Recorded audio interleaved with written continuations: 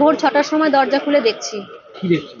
দেখছি সাদা কাপড় একটা থান রাখা, আর তার সাথে কিছু একটা কালো প্লাস্টিকের মধ্যে মুড়িয়ে রাখা। এখনো বুঝে উঠতে পারিনি ওটার মধ্যে কি। আমরা ওটা দেখে আর বেশি আতঙ্কে আছি। থাকবোই তো আতঙ্কে, বাচ্চা নিয়ে ঘরের কাছে, আশেপাশে বাচ্চারা রয়েছে।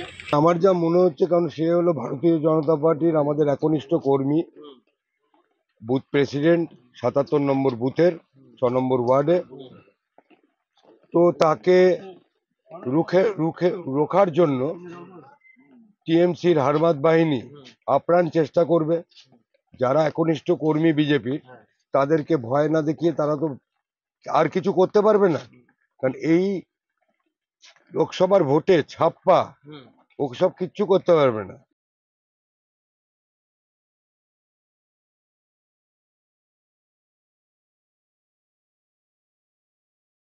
এটা আমাদের বুথ সভাপতি এবং আমাদের মোর্চার কমিটিতে আছে, জেলা কমিটিতে আছেন পিন্টু পাল, ওনার বাড়ির সামনে রাখা হয়েছে।